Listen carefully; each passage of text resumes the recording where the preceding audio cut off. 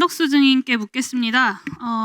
총리님의 증언이 사실이라는 것을 전제로 몇 가지 좀 확인하고 싶습니다.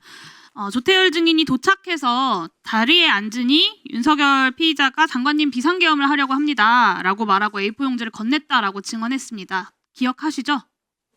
저한테 그런 적은 없습니다. 아니 그렇게 그 상황에 대해서 기억하시냐고 여쭤본 겁니다. 제가 정확히 기억은 못하겠습니다. 왜냐하면 제가 우리 국정원장을 뵌 거는 아니요, 그 외교부 장관이 도착하자마자 비상계엄을 하려고 합니다라고 하면서 A4 용지를 주셨다라고 증언을 하셨거든요. 맞습니까? 저는 그거는 그 자리에 옆에 바로 계셔가지고 총리께서 그 외교부 장관은 어떻게 생각하십니까? 라고 물어봤다고 증언을 했는데 그것도 기억이 나지 제가 않으십니까? 물어본 거는 사실은 나중에 외교부 장관님이 말씀을 해주셔서 알게 된 거고요. 기억이 안 나신다는 제가 그거를 말씀이신 거죠? 물었다면은 대통령께 이 계엄에 대해서 반대한다는 의견을 좀 더 명확하게 총리님, 제가 총리님의 의도를 여쭤보는 것이 아니라 사실관계를 여쭤보는 거여가지고요. 제가 기억을 그 부분을 네, 못하겠습니다. 기억이 안 나신다는 얘기신 거죠. 10분 뒤에 조태용 국정원장이 그때 도착을 합니다. 그 조태용 증인한테도 국정원장님 비상계엄을 하려고 합니다. 이렇게 말했는지 여부도 기억이 안 나시겠네요. 네, 제가 그렇게 한 적은 없습니다. 네, 그 증인께서 말씀하시기로는 윤석열이 국무회의 소집 의사가 없어서 증인께서 소집을 해야 한다라고 말씀을 하셨다라고 주장을 하셨어요. 그러면 도대체 무슨 기준으로 8시 멤버를 먼저 불렀을까라는 의문이 여전히 남습니다. 그 총리의 증언이 사실이라고 하면 조태열 증인에게 A4 용지를 줬던 것처럼 각 장관들에게 임무를 하달하려고 준 것이 아닌가라는 생각이 그런 합리적 의구심이 들 수밖에 없어요. 증인께서 국무회의를 소집하려고 노력했다라는 말이 사실이라면 그 8시 장관들을 왜 불렀느냐에 대한 의문이 남는다라는 점을 말씀드리는 겁니다. 제가 대통령님으로부터 받은 서류는 하나도 없습니다. 네, 제가 그걸 여쭤보는 것은 아닙니다. 네. 22시로 방송 시간도 잡아놨었고 계엄 지시서를 A4 용지로 인쇄까지 해왔던 피의자가 장관들이랑 토론하려고 불렀을 것 같지는 않습니다. 그리고 증인께서는 비상계엄 해제 이후에 1시간이 지나서 2시 10분에야 서울청사를 나와서 대통령실로 갑니다. 그동안 무엇을 확인하고 뭘 기다린 것인지 좀 궁금합니다. 1시에서 2시 사이에 대통령 본인 혹은 대통령실 관계자와 통화하신 적 있으십니까? 저 비서실장하고 통화를 했습니다. 비서실장하고 통화하셨습니까? 어떤 네. 내용으로 통화하셨습니까? 비서실장님도 이러한 사안이 국회에서 해결이 됐으니까 빨리 우리도 이거를 종료시켜야 된다.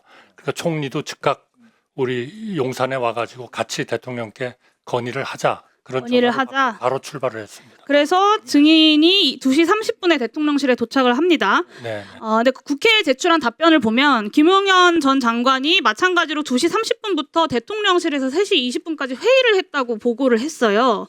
근데 그 시간에 국무위원이라고는 총리님과 김용현 증인 둘밖에 없었다는 이야기거든요. 저는 전혀 그 자리에 있지 않았고요. 그러니까 그 김용현 증인을 본 적이 없다. 만난 적도 없습니다. 본 적이 없다. 네. 그러면 증인께서는 2시 30분에 도착하자마자 대통령하고 직접 대화를 나누셨습니까? 저 비서실장하고 같이 대통령님한테 2시 들어갔습니다. 30분에 도착하자마자 말씀을 나누셨다는 거죠? 그때가 한 2시 한 30분쯤 됐어요. 그러니까 도착하자마자 네. 바로 대통령을 바로 만났다. 대통령께 말씀. 그 자리에 김용현 전 장관은 없었다라는 말씀이시고요. 저는 기억이 나지 않습니다. 없습니다. 네. 그러면 그 2시 30분부터 3시 20분까지 김용현 전 장관이 했다는 그리고 공소장에 빠져 있는 그 회의 내용이 무엇이었는지, 누구랑 회의를 했는지, 어떤 논의를 했는지도 수사의 대상이 되어야 합니다. 윤석열이 1시 47분까지 결심실 회의를 합니다. 그리고 이미 국회에서 박안수 사령관이 그 회의에서 계엄 해제를 논의한 바 없다고 했습니다. 그리고 실제로 병력을 동원하려고 애를 씁니다. 2시 40분에도 이신속 대응사단이 김용현이든 누구든 간에 지시를 받고 출동을 준비합니다. 그러니까 최소한 2시 40분까지는 윤석열이든 김용현이든 계엄군이든 누구든 계엄을 포기하지 않았다라는 이야기고요. 그리고 3시 26분에 윤석열이 비상계엄 해제 영상을 찍습니다. 대략 이 시간 사이에 2차 쿠데타 시도 포기가 결정이 된 겁니다. 근데 한덕수 증인의 증언이 맞다면 김용현은 그 시간에 윤석열 피의자도 그리고 증인도 아닌 누구랑 회의를 했는데 그 회의가 공소장에서 누락되어 있다는 이야기고요. 이 회의에서 누구랑 회의했는지 2차 쿠데타 모의나 지시나 점검을 위한 회의는 아니었는지 반드시 수사가 필요합니다. 마지막으로 여쭤보겠습니다.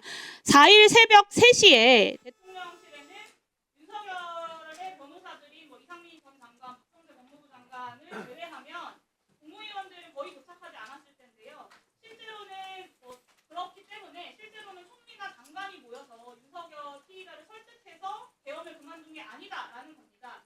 군부대가 동원이 되지 않았기 때문에 2차 쿠데타를 할 수 없었던 거라고 봐야 할 것 같은데요. 인정하십니까? 아닙니다.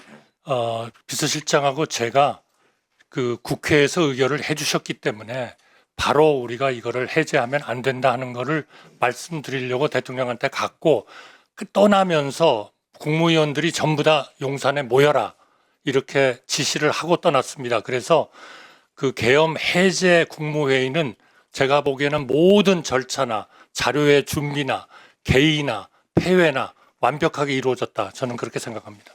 네, 이 김용현 전 장관이 했다는 2시 30분 회의의 진실을 반드시 수사를 통해서 밝혀야 한다고 마지막으로 말씀드립니다. 네.